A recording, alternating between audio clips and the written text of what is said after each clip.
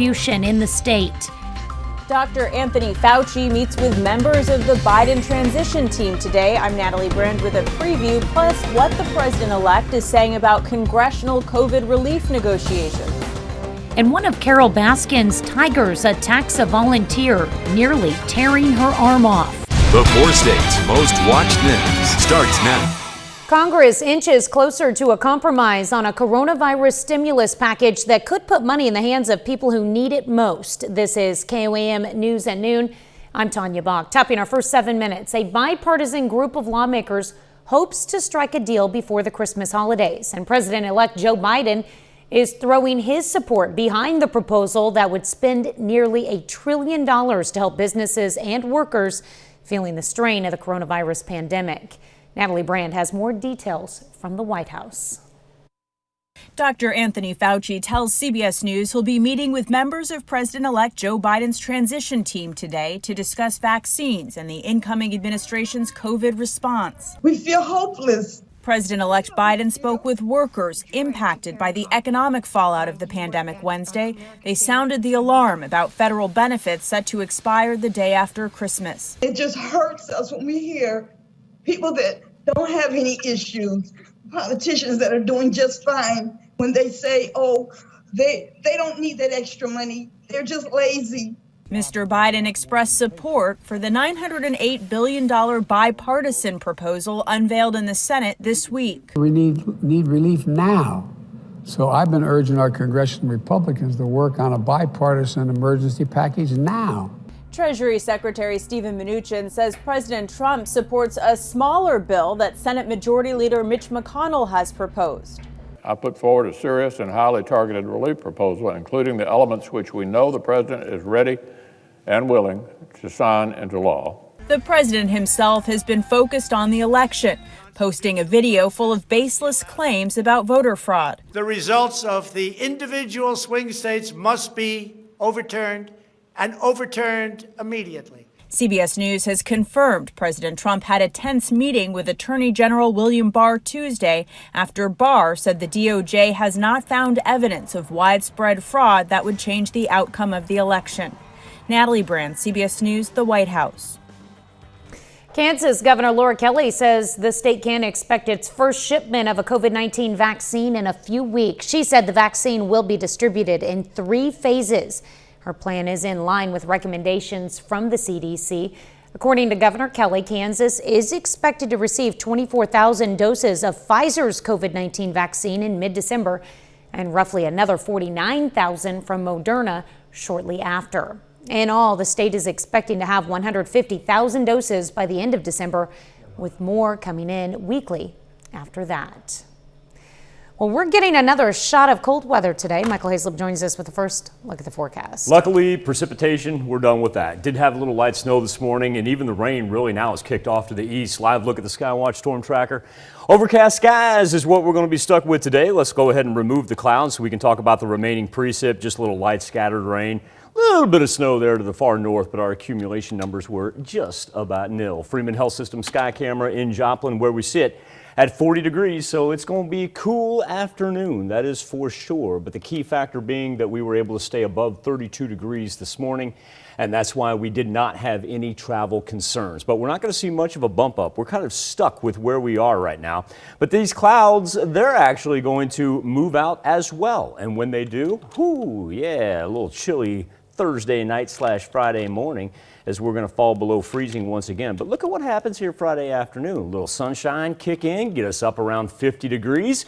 And then as we head into the weekend, big high pressure system going to remain over the Midwest. And what that's going to do is create a wonderful 7-day forecast after we get through today. And we're going to be looking at 50s, if not 60s, by the middle of next week.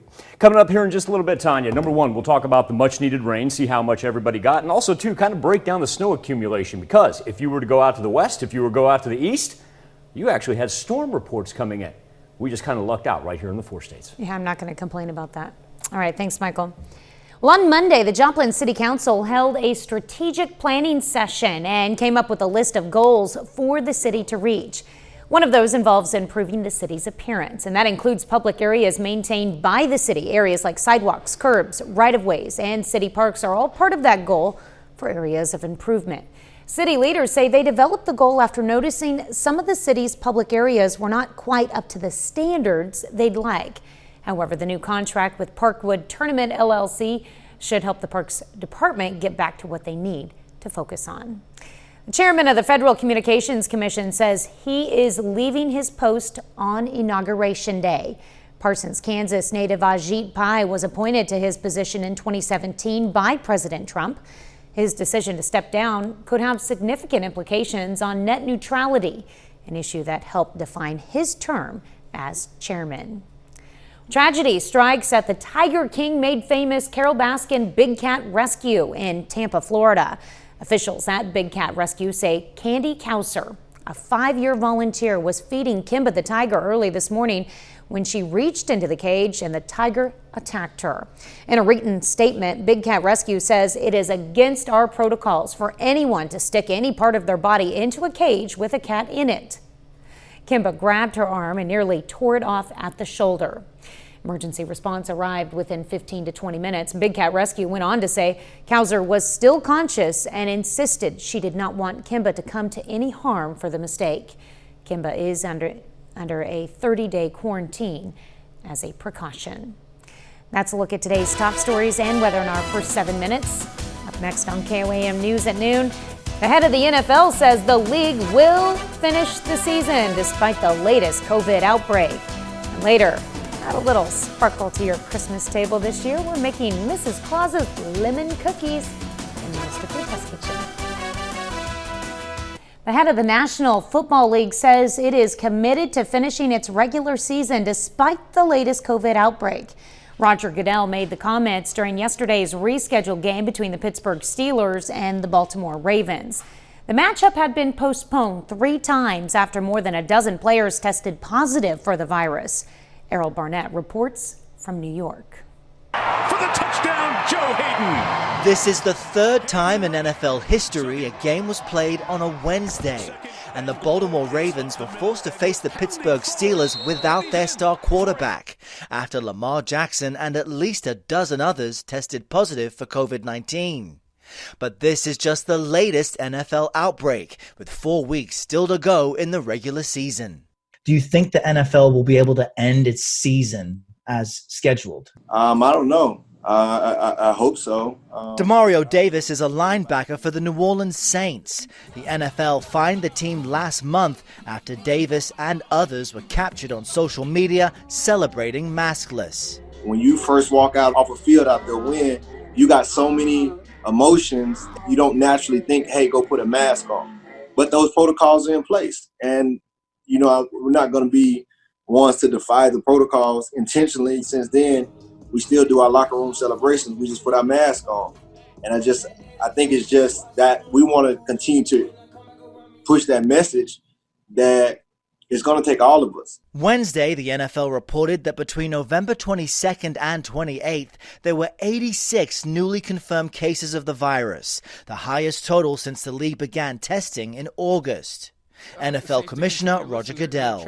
We're seeing virus spread and increase in our communities, and so that's a challenge for us. But we believe that the protocols that we've established are working. Obviously, our objective is to finish 256 games safely. And with the playoffs fast approaching, and let's not forget the Super Bowl February 7th, Goodell says he does not believe the NFL needs to create a bubble as the NBA did to protect its players, but he is open to other types of isolation and ways to protect players. Demario Davis tells us everyone here is just trying to do the best they can. Errol Barnett, CBS News, New York. Well, because of COVID-19 restrictions in the Bay Area, the San Francisco 49ers have moved their next 2 home games against the Buffalo Bills and Washington football team to Arizona. Still to come on the KOAM News at noon, Mr. Food. Santa might have a sleigh full of gifts, but Mrs. Claus has a cookie recipe that's pretty darn special. It's so good, we're including it in this year's Christmas cookie countdown. But first, Michael Hayslip returns with your complete forecast.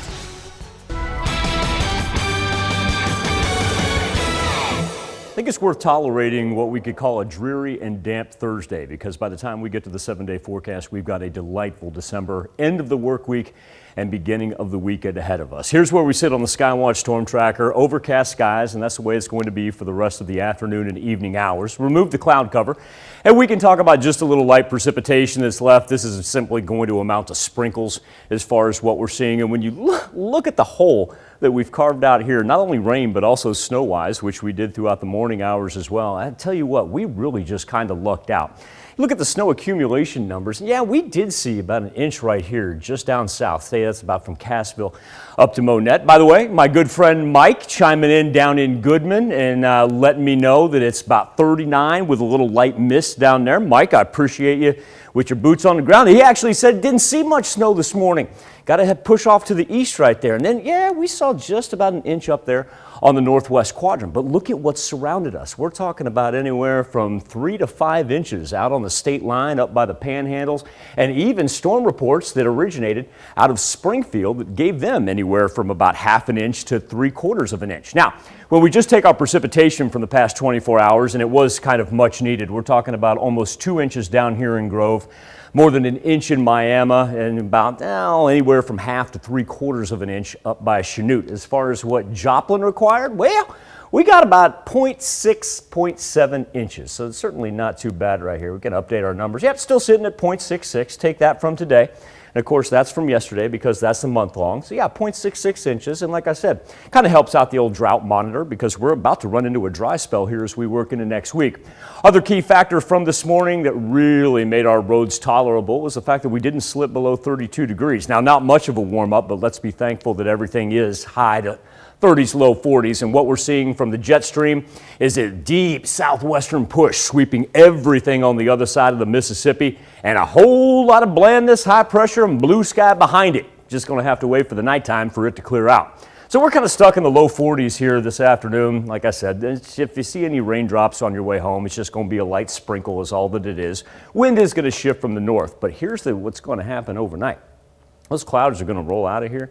And we know what happens when the cloud cover's not there. You guessed it. Let's be thankful that we're dry overnight because we're going to drop down below freezing most places, especially up here to the north, even in the central portion right there. See Joplin at 31. But the nice thing is, as the clouds go, they don't reemerge. And so what that will mean is a sunshiny Friday and temperatures back up into the 50s, very seasonable for this time of year. And then as we push into the weekend, still, that high pressure is just going to dominate and give us a whole lot of sunshine. This is really interesting right here. That's that system that we were talking about on the other side of the Mississippi. Watch this thing graduate up to the northeast, but look at what's behind it on the other side. Whoo! That is pristine December weather right there. Not only to the fact where we're talking about sunshine this weekend, but how about we keep warming up and we can look at 60s on the 7-day forecast in the middle of next week. So actually, all things considered, Tanya, today's precipitation helps us out because that dry spell's about here and it's about going to feel warm for December here the middle of next week. Yeah, it's I'm looking forward to that 64 degrees. That's going to be nice. Else, that will It's going to be perfect. very nice. Until everybody starts complaining at me come Christmas time when they want cold and they want snow. We can keep dreaming. All right, we take this time to honor today's four-state hero, Sergeant Philip Wirtz in the U.S. Army. The soldier from Oswego, Kansas, joined the 891st Engineer Battalion in 2005. He earned an Army Achievement Medal while stationed in Iraq. To Sergeant Philip Wirtz, we thank you, our four-state hero. We kick off our Christmas cookie countdown with a festive cookie that has just a hint of lemon and is super festive looking. Howard shows us how to make the Santa-approved Mrs. Claus's lemon cookies in the Mr. Food Test Kitchen. Once again, it's time for our Christmas cookie countdown. Every year we get so excited to read your comments about which ones were your past favorites. Well, this year I want to reintroduce you to a cookie that was a huge hit a few years ago. The recipe comes directly from Mrs. Claus herself. The first thing we do is combine some flour, granulated sugar, and baking powder, along with vegetable oil, milk, a bit of salt, lemon extract, and an egg.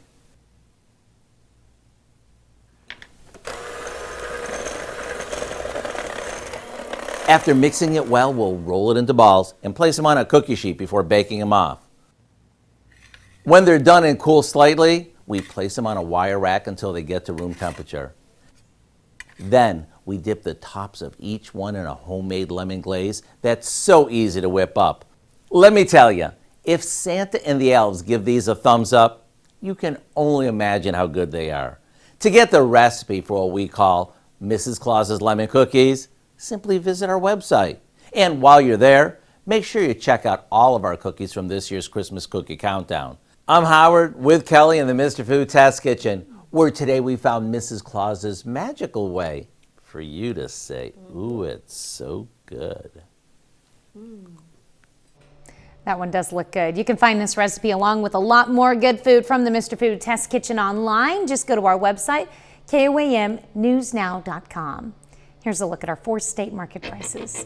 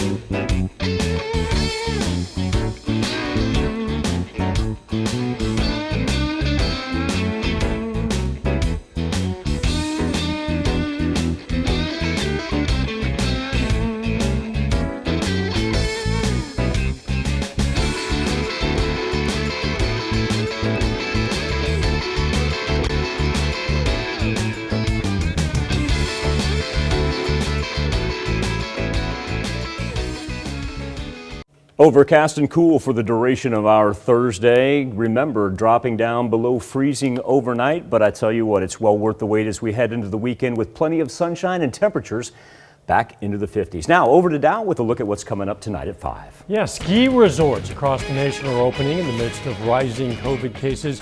Most have restrictions in place to try to keep customers safe. We're going to take you to the mountains.